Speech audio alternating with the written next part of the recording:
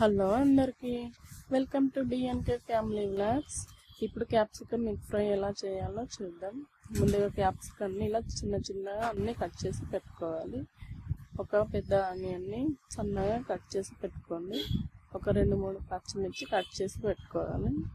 Eggs సైడ్కి పెట్టుకోండి. ఇప్పుడు ఆయిల్ వేడి చేసుకున్నాక దాంట్లో కొంచెం జీలకర్ర వేసుకోవాలి.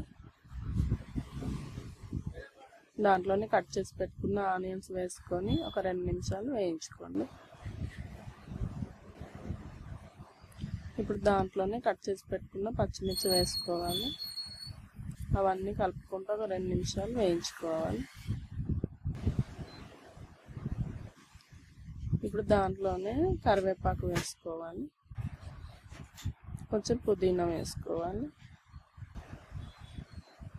మొత్తం అన్నీ కలిసేలా కలుపుకొని దీంట్లోనే చిటికెడు పసుపు వేసుకొని మొత్తం కలిసేలా కలుపుకోండి. ఇప్పుడు దీంట్లోనే కట్ చేసి పెట్టుకున్న క్యాప్సికమ్ ముక్కలు యాడ్ చేసుకొని మొత్తం కలిసేలా మంచిగా కలుపుకోండి.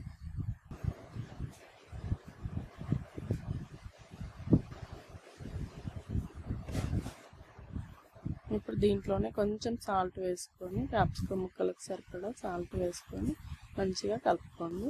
ఇప్పుడు క్యాప్ పెట్టేసి 2-3 నిమిషాలు వేయించుకోవాలి. క్యాప్సికమ్ ముక్కలు మంచిగా మగ్గించుకోవాలి. మధ్య మధ్యలో ఇలా కలుపుతూ వేయించుకోండి.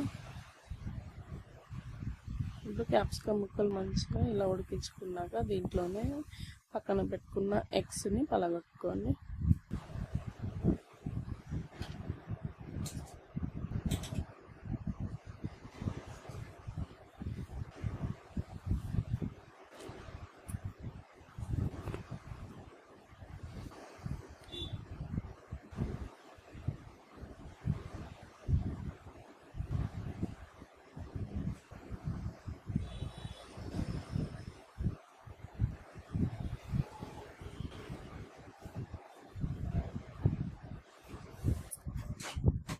ఇలా అన్ని ఎగ్స్ పలగొట్టుకున్నాక ఇప్పుడు క్యాప్ పెట్టి ఒక 2 నిమిషాలు సిమ్లో వచ్చి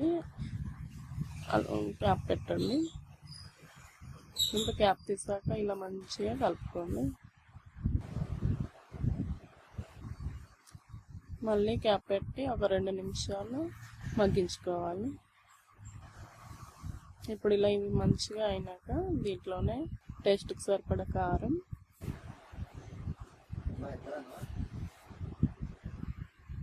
కొంచెం సాల్ట్,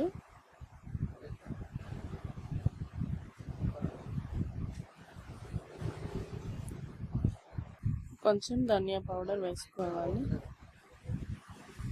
ఇప్పుడు ఇవన్నీ కలిసేలా మంచిగా కలుపుకోవాలి.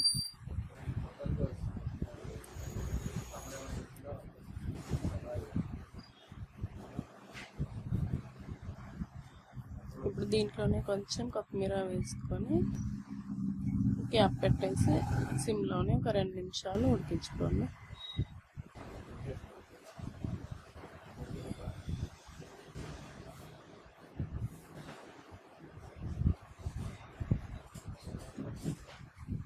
ఇప్పుడు క్యాప్ తీసి కలుపుకొని మళ్ళీ క్యాప్ పెట్టి ఒక 2 నిమిషాలు ఉడికించుకోండి.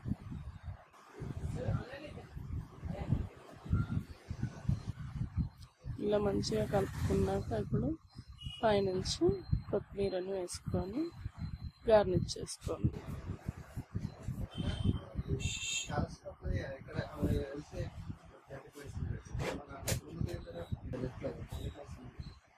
అంతే అండి, మన క్యాప్సికమ్ ఎగ్ ఫ్రై రెడీ. చాలా టేస్టీగా ఉంటుంది.